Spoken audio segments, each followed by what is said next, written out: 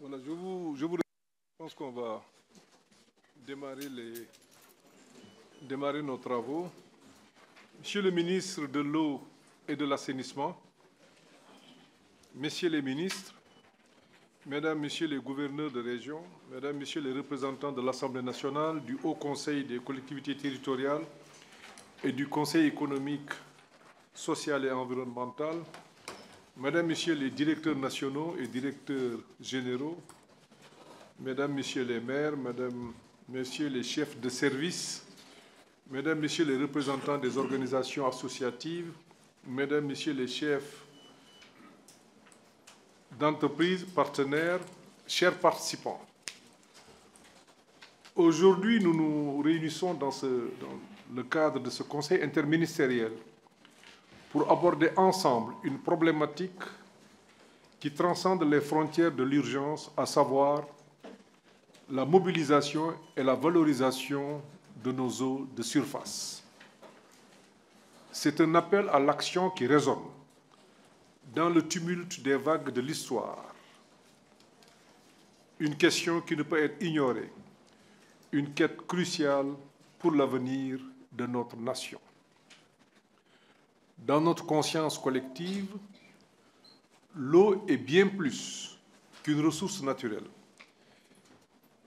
Elle est la source vive qui irrigue nos terres et nourrit nos cultures, qui étanche la soif de nos populations et qui alimente nos industries.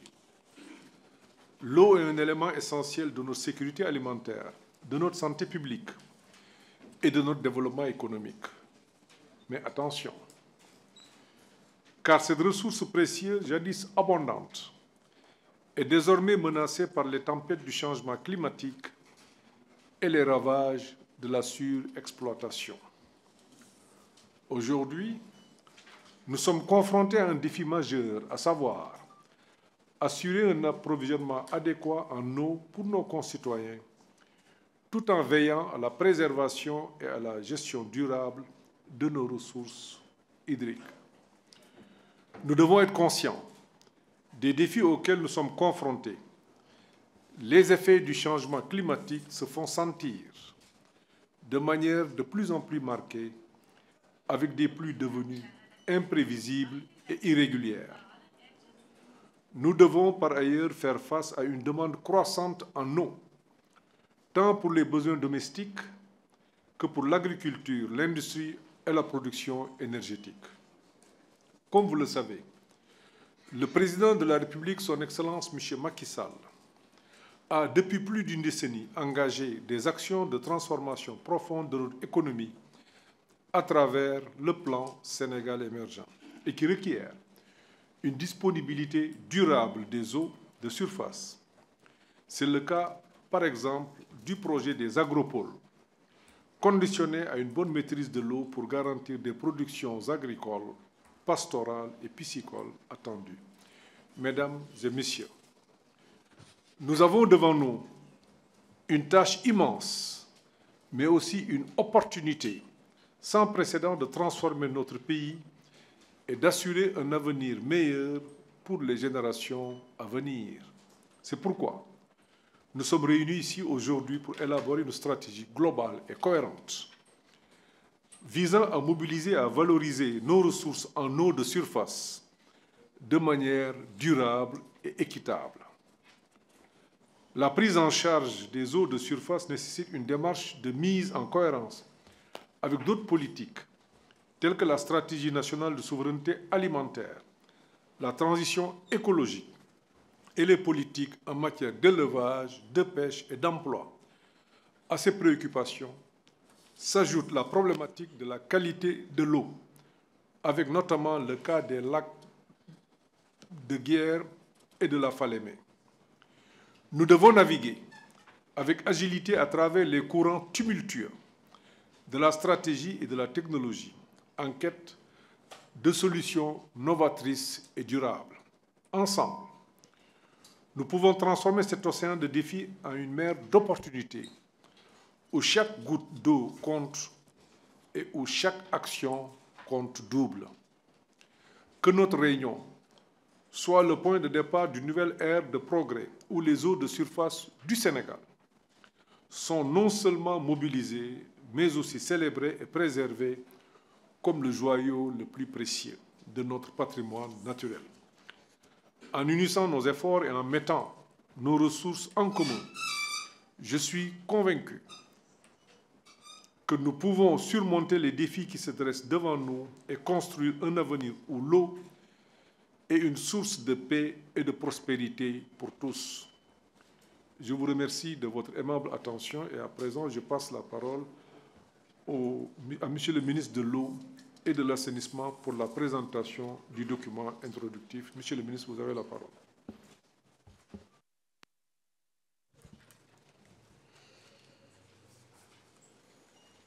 La presse pour le... La presse, est-ce que vous pouvez décaler un peu, bien vous suivez à partir d'ici ou là? Oui. Vous pouvez suivre aussi comme ça. Oui. Bon, c'est pour les... Enfin, oui, oui, tout le monde pourra le faire. Bon, tout le monde voit. Parce que vous avez des écrans. D'accord, merci, Monsieur le Premier ministre, Monsieur le Premier ministre, Monsieur les ministres, Monsieur le gouverneur de la région de Dakar, Mesdames, Messieurs les secrétaires généraux, directeurs, chefs de service, Mesdames, Messieurs les participants à ce conseil interministériel. Monsieur le Premier ministre, je voudrais, au nom du ministère, vous remercier pour le temps que vous avez pris de présider ce conseil interministériel, qui était prévu de longue date d'ailleurs, et qui est d'une importance capitale pour notre pays. Et comme vous l'avez indiqué, la mobilisation des ressources en eau et les projets qui seront présentés ont un caractère intersectoriel, multisectoriel. Et c'est la raison pour laquelle il est heureux ici de noter la présence de ministères avec lesquels nous travaillons sur ces questions, notamment le ministère de l'Agriculture, qui est le plus gros consommateur. L'agriculture est le plus gros consommateur d'eau, le ministère de la Pêche, de la Transition écologique, le ministère en charge de l'aménagement du territoire aussi, le ministère de la Jeunesse, le ministère de l'Élevage, le ministère de la Jeunesse qui est responsable un peu des DAC qui gèrent des projets agricoles, le ministère de l'Élevage et mon collègue aussi en charge de la prévention de la gestion des inondations. Nous allons introduire ce conseil par une présentation sur les différents projets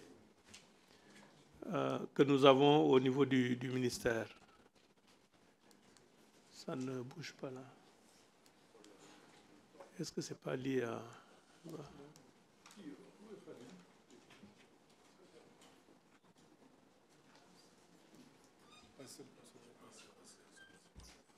C'est là, c'est... D'accord, ok, d'accord. Voilà, nous allons d'abord présenter le sous-secteur de la gestion intégrée des ressources en eau. Après, montrer que ces projets sont alignés aux politiques publiques que nous avons et présenter les projets qui sont en cours, les projets qui sont prévus dans le court et le moyen terme et puis les projets à long terme avant d'indiquer les impacts qui sont attendus. Et la présentation sera suivie automatiquement par deux films très courts que nous avons consacrés au Préferlo et puis au Promoren. En ce qui concerne la présentation du secteur, le ministère de l'Eau et de l'Assainissement est articulé autour de 4 programmes. Il y a le programme support qui est le programme de coordination et de gestion administrative, qui est le programme de pilotage. Et puis, programme accès à l'eau, le programme assainissement et gestion des eaux pluviales. Mais le programme qui nous concerne pour ce conseil interministériel, c'est le programme de gestion intégrée des ressources en eau. Programme porté par 3 structures du ministère, qui est la direction de la gestion de la planification des ressources en eau, après porté par l'Office des lacs et cours d'eau, est porté aussi par la cellule nationale OMVS, OMVG pour ce qui est des eaux transfrontalières. Toujours pour la présentation du secteur, notre pays est divisé en bassins versants. Nous avons à l'extrême est le bassin versant un peu de la Falémé, c'est en jaune à l'extrême est.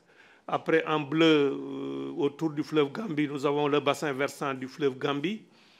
En rose, en bas, au sud, nous avons le bassin versant des fleuves Kayanga-Jeba, que nous partageons avec la Guinée-Bissau et un peu la Guinée.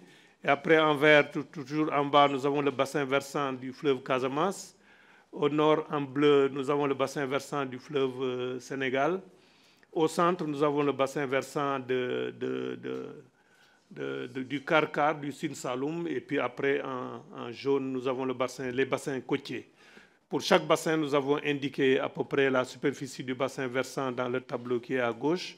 On note que le bassin versant du fleuve Sénégal, même si le fleuve s'appelle fleuve Sénégal, ne couvre que 10% du territoire. Les 90% sont donc en Guinée, au Mali et puis en Mauritanie. Le bassin versant de la Gambie couvre le Sénégal pour 72%, Casamance 90%, que nous partageons donc avec la Guinée-Bissau et puis les autres bassins versants. Nous avons indiqué. Donc, ce qu'il faut noter, le chiffre qui est en haut, le potentiel des eaux de surface renouvelables sur le territoire, c'est estimé entre 40 milliards et 50 milliards de mètres cubes par an, répartis donc au niveau de ces 7 bassins versants. Et je reviendrai tout à l'heure pour indiquer que, en ce qui concerne par exemple le fleuve Sénégal et le fleuve Gambie, dans le cadre d'un projet que nous avons, c'est à peu près 22 milliards à 25 milliards de mètres cubes qui sont jetés en mer et que les organisations demandent au pays de valoriser. Ici, toujours dans la présentation du secteur, nous avons voulu montrer par ces points qui sont de couleur rouge, couleur verte ou couleur bleue, c'est le dispositif, c'est les piéziomètres que nous avons, les stations hydrométriques qui suivent un peu la ressource en eau. Vous voyez donc que sur l'ensemble des bassins versants, nous avons ces points qui permettent un suivi quantitatif et qualitatif des ressources en eau et quelquefois par une télétransmission directe au niveau des services du ministère pour suivre le niveau des cours d'eau et puis la qualité. Toujours dans la présentation du secteur, nous avons maintenant des problèmes de détérioration de la qualité de l'eau qui sont dus à plusieurs facteurs. Le premier facteur, c'est les produits phytosanitaires, c'est les engrais, et puis c'est les autres produits phytosanitaires qui affectent un peu la qualité des eaux par la concentration qu'il y a. Et puis nous avons maintenant l'assainissement domestique, qu'il s'agisse de l'assainissement des déchets ou bien des eaux usées, quelquefois qui sont jetées aussi dans les cours d'eau, qui affectent aussi la qualité de l'eau. Nous avons les produits chimiques qui sont utilisés notamment dans l'orpaillage. Je pense plutôt à la Falémé, vers Kédougou, où ces produits-là affectent la qualité de l'eau. Et in fine, maintenant, nous avons un phénomène naturel qui est la remontée du biseau salé dans les zones de Niayes et de Sine Saloum, où il y a un peu le biseau salé qui envahit ces eaux-là et que nous avons un problème de qualité aussi au niveau du bassin arachidier.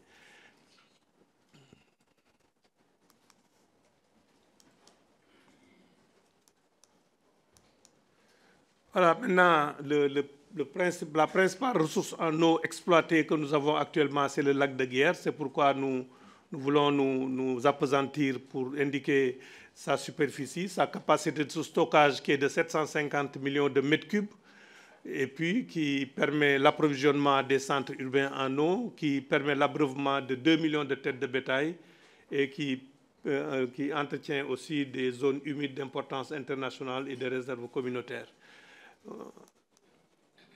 Toujours en ce qui concerne le lac de Guiers, nous avons un suivi de la qualité de l'eau. Nous avons un suivi in situ par l'OLAC, l'Office des lacs et cours d'eau. Nous avons aussi le laboratoire de l'OLAC qui prélève un certain nombre de paramètres, les paramètres physiques et chimiques, les paramètres sur les métaux lourds, la contamination fécale, et puis le laboratoire externe aussi auquel nous faisons appel pour suivre le niveau des pesticides et puis les paramètres aussi bactériologiques au niveau de la qualité de l'eau. Et ça, c'est suivi par les services du ministère. Maintenant, quelques indications aussi sur le suivi des eaux. Ici, nous avons la carte d'évolution des cyanobactéries, plus la couleur est foncée, plus on a une présence de cyanobactéries au niveau du lac de Guiers. La deuxième, c'est la carte de suivi de la chlorophylle qui envahit aussi les eaux. Et puis de l'autre côté, ce sont la turbidité qui est le niveau, en fait, bon, c'est quand l'eau est trouble. Plus c'est turbide, plus c'est trouble. Voilà. Et ici aussi, nous indiquons l'envahissement des eaux par les végétaux aquatiques. Nous avons essentiellement le TIFA qui envahit les eaux. Ça a des effets donc écologiques et socio-économiques en termes de perte des activités de pêche et de la biodiversité, en termes de gêne de la navigation, en termes de contraintes sur les périmètres irrigués et les axes hydrologiques. Et présentement, la superficie qui est colonisée par les végétaux aquatiques au niveau du lac de Guiers, c'est 6% de la superficie globale du lac. Et ça demande des actions. On a eu des projets. On reviendra tout à l'heure sur le préfet lac sur ces questions-là. Maintenant, après la présentation du secteur, indiquer que le travail qui est en train d'être fait sur la mobilisation et la valorisation des ressources en eau rentre dans le cadre des axes politiques que nous avons. Premièrement, du plan Sénégal émergent en son axe 1 et puis en son axe 2, où la mobilisation et la valorisation des ressources en eau participent de la mise en œuvre des projets phares du PSE, notamment des agropoles, rentre aussi dans le cadre et aligné aussi avec le plan national d'aménagement et de développement du territoire, qui a un objectif d'assurer une maîtrise, une bonne maîtrise de la qualité des eaux, bien sûr de la lettre de politique sectorielle du ministère de l'eau et de l'assainissement qui couvre la période 2016-2025, le plan d'action de gestion intégrée des ressources en eau que nous avons au niveau du ministère qui couvre la période de 2018-2030, et puis le programme d'action nationale pour la sécurité de l'eau à l'horizon 2050, parce que nous avons fait une étude au niveau du ministère sur la sécurité de l'eau à l'horizon 2050, quels sont les besoins et quelles sont les ressources qui sont disponibles. Avec la stratégie aussi, alignée aussi avec la stratégie nationale de souveraineté alimentaire et puis la décennie des Nations Unies sur la restauration des écosystèmes. Maintenant, en ce qui concerne les projets du ministère sur les ressources en eau, les projets qui sont en cours actuellement, nous avons d'abord le Promoren qui est au niveau du département de Koungheul. Promoren qui va permettre de mobiliser et de valoriser 46 600 000 mètres cubes par an. Promoren qui veut dire projet de mobilisation des ressources en eau du bassin versant du Nanija-Bolon. Le Nanija-Bolon se trouvant dans le département de Koungheul touche un peu la région de Tambacounda aussi, le Promoren. L'autre projet à court terme que nous avons, c'est le Préferlo, le projet de renforcement de la résilience des écosystèmes du Ferlo. Et puis le dernier projet qui est en cours, très avancé, c'est le PISEA, projet intégré pour la sécurité de l'eau et de l'assainissement, qui a une composante amélioration de l'hydraulicité du lac de Guiers. Je rappelle ici que ces deux derniers projets-là que je viens de citer permettront de sécuriser 2,360 milliards de mètres cubes par an qu'on peut tirer du lac de Guiers. Ça, ce sont les projets en cours. Maintenant, pour entrer dans le détail de ces projets, il y a le PRESEAC aussi, qui est un projet de sécurisation de la qualité des eaux du lac de Guiers. Au total, donc, comme on le voit, c'est 2,360 milliards de mètres cubes qui seront sécurisés au niveau du lac de Guiers avec ces projets, et puis 46 millions de mètres cubes qui seront mobilisés par les projets-là que nous avons en cours au niveau. Maintenant, en ce qui concerne le Promoren, on voit un peu la zone d'intervention du Promoren sur la carte du Sénégal, et puis la carte plus détaillée qui montre les zones qui sont couvertes. Le bassin versant a une dimension à une superficie de 208 km². Le volume d'eau qui est drainé par le bassin versant, c'est 104 millions de mètres cubes par an, sur lesquels nous voulons valoriser 46 millions de mètres cubes. Et ça permettra d'avoir 12 000 hectares de surface pour l'agriculture. Maintenant, quels sont les travaux à faire dans le cadre du Promoren? Il y aura la construction d'un barrage anti-sel à Sampatewilan, le dragage, le surcreusement et l'endiguement du lit principal et des bras secondaires sur un linéaire de 47 km, la construction et la réhabilitation de 17 ouvrages hydrauliques, de seuils de régulation comme de franchissement, la restauration de 5 lacs et mares qui sont asséchés dans cette zone, la mise en place de 2 fermes pilotes pour l'agriculture et l'élevage, la mise en place de 2 fermes piscicoles et l'appui à la restauration des écosystèmes humides et aux initiatives économiques. On voit à peu près les ouvrages qui sont présentés sur la carte du bassin versant du Promorène. Parmi les projets, c'est un des projets que nous avons qui sont les plus avancés parce que le financement a été obtenu et l'accord de financement a été signé. C'est un montant de 36 milliards de francs CFA, dont 2,8 milliards par l'État du Sénégal et la Banque islamique de développement finance les 33 milliards. La mise en place de l'unité de gestion est terminée et des manuels de procédure. Le recrutement des cabinets pour le contrôle des travaux, et de la composante information, éducation, communication est finalisé et le recrutement des entreprises est en cours pour le démarrage des travaux. Les résultats qui sont attendus, les diligences attendues, c'est la mobilisation du montant total des impenses pour permettre le démarrage effectif des travaux au second trimestre 2024. Et en effet, c'est un montant de 250 millions qui est dans la LFI 2024, alors que les impenses sont évaluées à 1,2 milliard. Voilà, mais c'est un des projets les plus avancés pour lesquels le bâtiment de l'unité de gestion a déjà été construit à Kaffrine et les travaux vont démarrer incessamment. Donc, le démarrage des travaux prévu deuxième trimestre 2024. Deuxième projet, nous avons le Préferlo. La localisation du Préferlo, c'est dans le département essentiellement de Louga et de Linguère, qui concerne donc une zone aride qui va permettre un transfert d'eau de 680 millions de mètres cubes par an et dans la première phase de 530 millions de mètres cubes par an. Permettra de disposer de 86 000 hectares de surface irrigable. Et puis, ça concerne aussi une zone d'élevage avec 3 grandes réserves sylvopastorales dans cette zone-là. Maintenant, quelles sont les composantes du Préferlo? Nous avons la reconstruction de l'ouvrage hydraulique de Kermomarsar, la remise en eau du marigot du Bas-Ferlo sur 70 km, et nous avons la construction d'une station de pompage à Mboula. Et à partir de Mboula, maintenant, la station de pompage pourra aider d'évacuer l'eau au niveau de transfert d'eau au niveau de Linguère. Donc, on a transfert d'eau par canot à ciel ouvert, des canaux de largeur 12 mètres de Mboula à Linguère sur 45 km. Donc, ça, c'est la première phase du Préferlo. Et puis maintenant, la construction d'un ouvrage de tête à Linguère.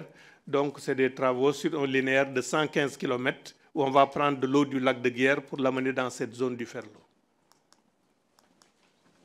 Maintenant, où est-ce qu'on en est avec ce projet-là? Ce projet, c'est un financement dans la première phase de 181 milliards, 182 milliards, disons. État du Sénégal, 15 milliards. Crédit acheteur, 138 milliards. Crédit financier, 28 milliards, parce que les term sheets ont déjà été signés depuis le mois de décembre 2022. Les offres techniques et financières sont disponibles. Le quitus environnemental est délivré. L'autorisation de prélèvement a été délivrée par la Commission permanente des eaux de l'OMVS. Et ce qui est les diligences attendues, c'est la finalisation et la signature de la convention de financement et l'actualisation du recensement des impenses, parce que ce recensement avait été effectué en 2021 et certainement il y a eu de nouvelles installations, il faudra l'actualiser. C'est un projet aussi qui est assez avancé et qui va changer beaucoup la physionomie de notre pays, notamment dans cette zone-là. Donc prévu avant fin 2024. Maintenant, nous avons le projet intégré pour la sécurité de l'eau et de l'assainissement. C'est un projet plus global sur lequel nous travaillons avec la Banque mondiale actuellement, qui est de 800 millions de dollars. Mais il y a une composante amélioration de l'hydraulicité du lac de Guiers, dont j'avais rappelé tout à l'heure les éléments. Maintenant, c'est un projet qui va permettre de reconstruire l'ouvrage de Richard Toll, de draguer et de surcreuser la Taoué sur 17 km, et puis en même temps de renforcer les endiguements autour du lac. Donc il y a ces composantes-là au niveau de ce projet pour le PISEA. maintenant qui va permettre aussi d'améliorer l'hydrocité du lac aussi, c'est lutter contre les végétaux aquatiques. Donc ici, on a indiqué les superficies qu'il faudra faucarder pour enlever les végétaux aquatiques au niveau du lac de Guiers. Voilà, ici, on indique les différentes les superficies à faucarder pour lesquelles il faut enlever les végétaux aquatiques au niveau du lac de Guiers dans le cadre de ce projet. Ce projet est un montant de 32 milliards de francs CFA, 2 milliards de l'État du Sénégal et puis 30 milliards de la Banque mondiale, le PISEA. Et nous avons le projet de sécurisation et de la qualité des eaux du lac de Guiers. Je pense qu'il y a une nouvelle technologie qui sera mise en place, qui sont des traitements par des ondes ultrasoniques qui permettront de lutter contre les cyanobactéries, sur lesquelles nous travaillons, je crois, avec une compagnie hollandaise. Voilà, je pense que même l'OLAC a déjà acquis un engin faucardeur, et le DG doit y aller d'ailleurs la semaine prochaine, non? Je crois, pour réceptionner en France cet engin-là qui va permettre de lutter contre les végétaux aquatiques avec les laboratoires que nous avons. Donc c'est un projet de 22 milliards, prêt 11 milliards, dont 11 milliards, et puis timesheet en cours de validation, accord de dons et facilité de prêt en cours de validation. Et c'est un projet qui pourra démarrer peut-être le 3e trimestre 2024. Maintenant, au niveau, nous avons les projets à court et moyen terme. Un des premiers projets, c'est la restauration des lacs de Bakel, qui va permettre de mobiliser 53 millions de mètres cubes par la construction d'un ouvrage de régulation, le dragage et le reprofilage et l'endiguement des lacs et des marigots d'interconnexion. Et l'autre que nous avons, le deuxième projet à court terme, je crois, c'est Djikoy. C'est le projet de maîtrise des eaux de surface des vallées de Djikoy, qui se trouve au niveau de la région de Fatick. 54 millions de mètres cubes d'eau mobilisables par la construction de 2 barrages anti-sel, le dragage, le reprofilage et l'endiguement, la construction d'ouvrages de régulation et de franchiment. Donc ces 2 projets-là, c'est évalué à 44 milliards de francs CFA, et l'évaluation ex ante avait déjà été effectuée par la Direction générale de la planification et des politiques publiques. Et ces 2 projets ont été retenus dans le cadre du Compact Sénégal-BAD, notamment dans le cadre de la stratégie nationale de souveraineté alimentaire. Autre projet que nous avons, c'est le projet de restauration des 3 marigots qui se trouvent au nord, là-bas, à Saint-Louis, qui va permettre de mobiliser 40 millions de mètres cubes par an, par des travaux qui sont prévus. Et puis, le coût du projet, c'est 17 milliards de francs CFA. Les études techniques sont disponibles et ça fait l'objet d'une évaluation ex ante par la Direction générale de la planification et des politiques publiques. Nous avons maintenant aussi la deuxième phase du Préferlo, c'est ce qu'on voit vers Louga, là, au centre, qui va permettre maintenant d'aller de Linguère à Vélingara-Ferlo sur un linéaire de 110 km et qui permettra d'avoir un certain nombre d'installations. Et nous avons maintenant aussi dans la région de Kaolack, notamment dans le département de Nioro, vers le fleuve Gambie, entouré en rouge, le projet de mobilisation des ressources en eau du Bao-Bolon, qui va permettre de mobiliser 160 millions de mètres cubes. Et là aussi, l'évaluation ex ante a été effectuée. C'est un projet de 84 milliards environ. Les études techniques sont disponibles et on est dans la phase de recherche de financement. Et il y a des intentions qui ont été manifestées par le Royaume du Pays-Bas et la Banque islamique de développement pour financer ce projet-là du Bao-Bolon. Maintenant, les projets à long terme, nous en avons 3. Il y a toujours dans le cadre du PSEA, à gauche, nous avons le projet de grand transfert d'eau brute du lac de Guiers, qui doit permettre normalement de transférer 650 millions de mètres cubes d'eau. Ce projet, en fait, par ce projet, on change un peu de philosophie, parce que jusqu'à présent, pour l'alimentation en eau potable, nous avons les usines de traitement qui sont à Keur-Momar-Sarr-Nit, et puis on transfère de l'eau traitée. Par le projet du grand transfert, l'idée que nous avons, c'est de transférer de l'eau brute qui va arriver vers Thiès. Donc, une partie de l'eau sera utilisée pour de l'eau potable. En ce moment, l'usine de traitement se trouvera dans la zone de Thiès, et ce qui permettra que l'eau potable ne soit plus utilisée pour les maraîchers, mais qu'on utilise l'eau brute par une déviation à partir de Thiès vers la zone des Niayes pour utiliser l'eau brute pour les besoins de l'agriculture. C'est un projet sur lequel nous travaillons actuellement, 650 millions de mètres cubes, et c'est une des options pour alimenter demain Touba en eau potable, et de faire une bifurcation à partir de Kébémer pour essayer d'aller vers cette zone-là qui a la bande salée. Le projet donc pour la Casamance, bon, c'est un projet qui n'était pas prioritaire parce que c'est une zone où on a assez de pluie, donc, mais c'est 70 millions de mètres cubes au niveau de cette zone-là par la construction de barrages anti-sel. Et le troisième projet que nous avons, c'est le projet du transfert interbassin sur lequel nous sommes en train de travailler. Mais c'est un projet qui est à l'horizon 2035, après 2050 et 2065. Peut-être nous reviendrons plus tard sur ce projet-là. C'est un projet, comme vous le voyez, en principe qui permettra de prélever de l'eau parce qu'aujourd'hui, au niveau du fleuve Gambie et du fleuve Sénégal, nous avons à peu près 15 milliards à 20 milliards de mètres cubes qui sont jetés en mer. Et ces mètres cubes qui sont jetés en mer, il faudra les utiliser. Donc ce projet-là, en prélevant seulement 60 millions de mètres cubes, c'est des fleuves. On a prévu à peu près 15 mètres cubes secondes sur le fleuve Gambie et 10 mètres cubes secondes sur le fleuve Sénégal, ce qui nous donnera 600 millions de mètres cubes. C'est seulement 3% des ressources en eau qu'on peut mobiliser. Voilà, c'est 600 millions sur les ressources en eau disponibles. Donc on a prévu, vraiment on est dans les études préliminaires. C'est 3 prises d'eau, une prise d'eau à Bakel à partir du fleuve Sénégal, c'est ça qu'on voit là qui va venir vers Tambacounda. Une prise d'eau tout à fait en bas, c'est la conduite verte qui va partir du barrage de Sambangalou qui est en cours de construction. Ce barrage de Sambangalou, la retenue d'eau du barrage, c'est 3 milliards 800 millions de mètres cubes.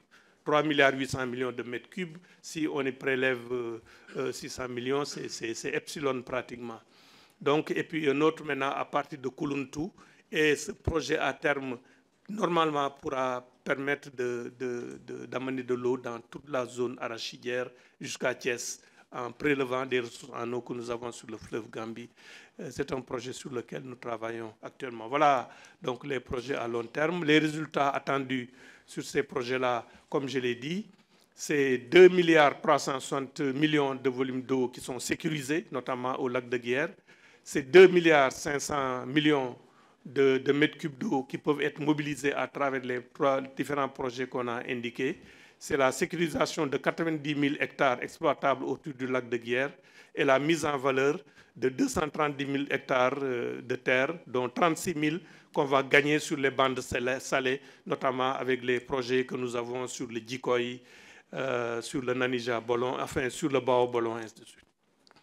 Les emplois qui sont prévus, c'est la sécurisation des emplois agricoles dans la zone du lac de Guiers, mais avec les 232 000 hectares, si on compte qu'un hectare en principe peut employer 4 personnes, on a 928 000 emplois directs ou indirects qui pourront être générés par ces projets-là. Les autres impacts maintenant, c'est le développement des activités pastorales et piscicoles, la promotion de l'équité territoriale, le développement d'activités artisanales connexes et puis la restauration des écosystèmes.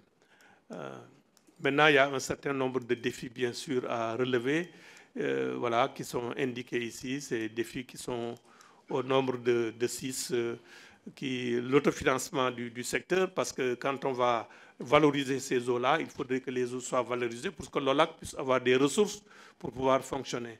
Donc ça, ce sont les défis. Cette présentation maintenant sera suivie, Monsieur le Premier ministre, si vous le permettrez, par 2 films que nous avons qui vont enfin, être plus expressifs.